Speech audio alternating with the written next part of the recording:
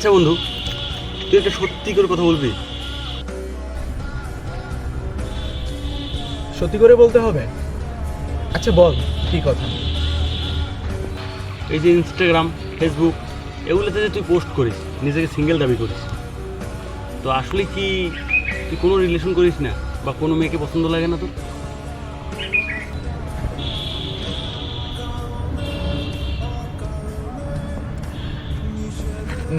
সত্যি বলতে তো আমি ক্লাস 3-তে থাকতে প্রথমবার যখন বিয়ে বাড়িতে যাই, তখন বিয়ে বাড়িতে শাড়ি পরে নাচতে থাকা একটা সিনিয়র মেয়ের প্রেমে পড়েছিলাম। সেই ক্লাস 3-তে ভাবতে পারিস, মানে সে সময় তাকে দেখার পর প্রথম অনুভূতি হয়েছিল আমার এইখানে, যে আমার কাউকে ভাল লাগে, তো একটা মেয়ে, আর ওকে দেখার পর এইখান থেকে চিন্তা করছিলাম এই বিয়েতে বিয়ে হচ্ছে ভালো কথা। ইস, এই মেয়েকে যদি আমি বউ করে নিতে পারতাম। তুই ভাব যে ভালো লাগা কাকে বলে। আমি সেই ক্লাস 3-তে থাকতে প্রথমবারের মতো বিয়ে বাড়িতে গেছি, শুধু প্রথমবার যে বিয়ে বাড়িতে গেছি এটাই মনে আছে।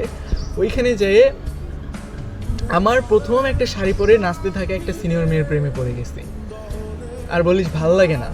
তারপর ক্লাস 5-এ ক্লাসমেটের প্রেমে পড়লাম, ভাল লাগতো, ভীষণ ভাল লাগতো।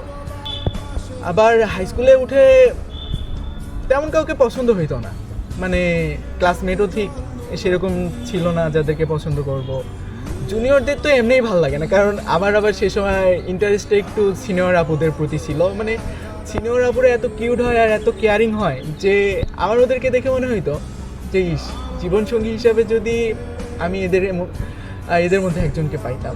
মানে এদের মধ্যে বলছি কারণ অনেকগুলোই তো সুন্দর সিনিয়র আপু ছিল, তাদের মধ্যে ধরো যে একজনকে অনেক পছন্দ করলাম, কিন্তু আমরা জুনিয়ররা সবসময় সিনিয়রদের এভাবেই পছন্দ করে যাই, ভীষণ ভালোবাসি। সে সিনিয়র আপু জানেও না যে আমরা জুনিয়র কতটা ভালোবাসি, সিনিয়র আপুটাকে নিয়ে কতটা স্বপ্ন দেখি।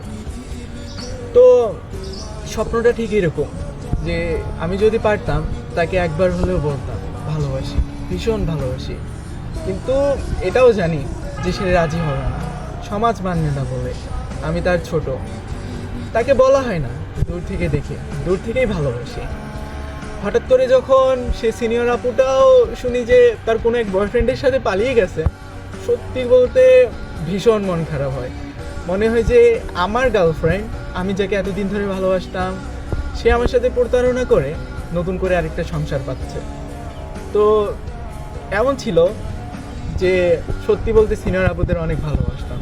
তো যে ছেলে আমি ক্লাস 3-তে প্রেমে পড়ছি প্রথমবারের মতো, সেখান থেকে আমার প্রেমের উৎপত্তি, প্রথমবারের মতো আমি কোনো মেয়েকে ভালো লাগতো, সেই হিসাবে আমার প্রাইমারি গেল, হাই স্কুল গেল, কলেজ লাইফে তো ঠিকমতো কলেজে যাইতেই পারিনি, ফ্যামিলির চাপ, কাজ করতে হইতো, পাশাপাশি কলেজ।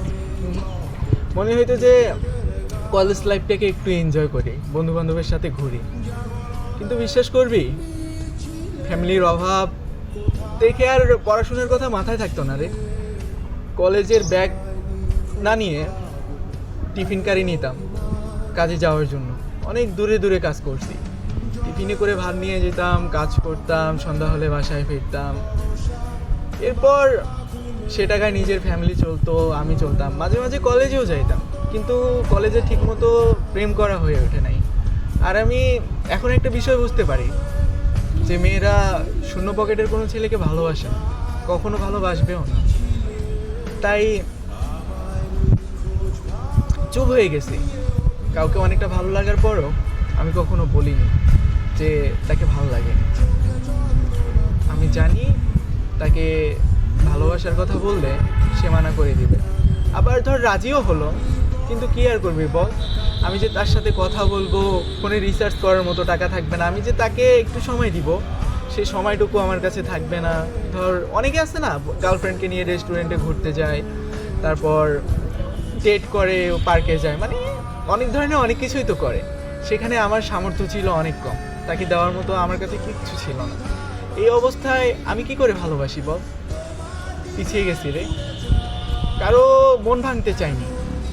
হ্যাঁ, হয়তো বা এমন কেউ ছিল যে আমাকে পছন্দ করতো, এটা বুঝতে পারতাম, সুযোগ পাইনি কখনো তাকে ভালোবাসি বলার, কারণ পকেটের অবস্থা তো জানোই, দিন এনে দিন খাইতে হয়, সেখানে কি করে নিজের সাথে সাথে একটা মেয়েকে নিয়ে স্বপ্ন দেখি, একটা মেয়েকে নিয়ে সংসার বাঁধার স্বপ্ন দেখি।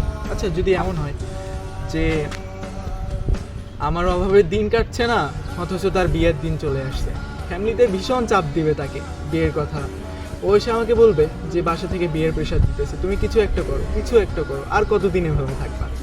তখন তাকে আমি কি জবাব দিব? যে না, আমি কিছু করার সামর্থ্য তখনই হারিয়ে ফেলেছি যখন আমি আমার ফ্যামিলির অভাব দেখছি। বড় জোর কি করব? এখন কাজ করতেছি, শহরে গিয়ে গার্মেন্টসে চাকরি করব, কোনো একটা কোম্পানিতে চাকরি করব যেখানেও 20 থেকে 22 হাজার টাকা বেতন হবে। লাভটা কোথায় বল?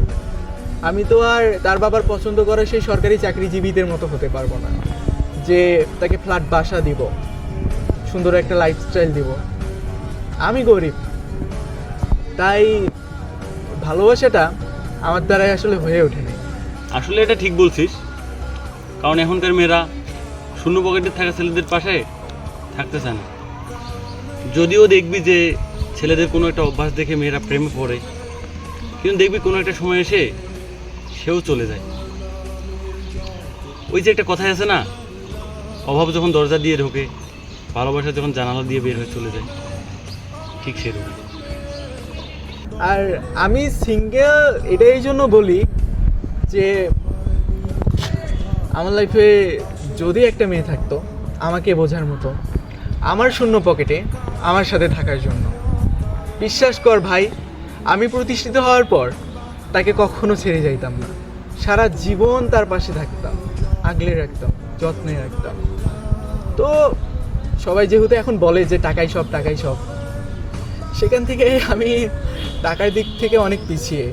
আসলে আমি একটা ভুল সময়ে জন্মগ্রহণ করছি, যেখানে টাকা পয়সা দিয়ে সব হয়, সেখানে আমি একটা সুন্দর মন দিয়ে সব জিতে নিতে চাই, সুন্দর একটা মন দিয়ে মানুষের ভালোবাসা পেতে চাই। বাট ভালোবাসার কোনো গুরুত্ব নেই এখন, শুধু টাকা ছাড়া। টাকা থাকলে সব হাসিল করা যায়, ভালোবাসা, পরিবারের ভালোবাসা, প্রিয় মানুষটাকে সুখে রাখা, সব কিছু হয় শুধুমাত্র টাকা থাকলে। তাই হাঁপাই গেছি রে ভালোবাসতে গিয়ে, আর কিছু না।